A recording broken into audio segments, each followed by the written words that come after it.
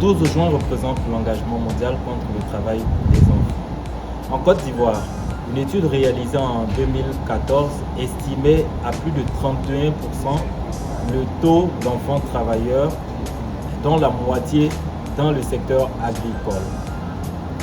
Les communautés perçoivent encore le travail des enfants comme faisant partie de leur apprentissage de la vie. Et cette situation crée parfois des frictions dans la mesure où on entend dire que le travail des enfants est interdit en Côte d'Ivoire.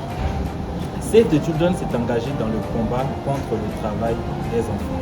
Lorsque Save the Children évoque l'illégalité du travail des enfants, nous nous référons au travail dangereux des enfants et aux pires formes de travail des enfants. Cela signifie que tout parent, tout tuteur, tout employeur peut engager un enfant dans des activités à condition que ces activités n'aient pas le potentiel de nuire à la santé, à l'éducation, à la moralité de cet enfant.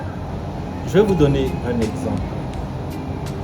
Un parent qui décide d'emmener son enfant sur son lieu d'activité peut confier à cet enfant certaines tâches à condition que ces tâches-là n'aient pas un potentiel de faire du mal à cet enfant.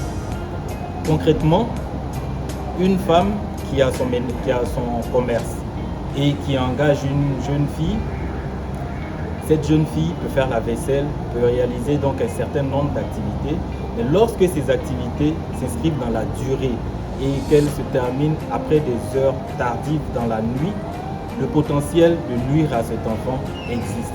Et si par ailleurs ces activités empêchent l'enfant de pouvoir suivre régulièrement son éducation, alors nous sommes en situation de travail dangereux des enfants.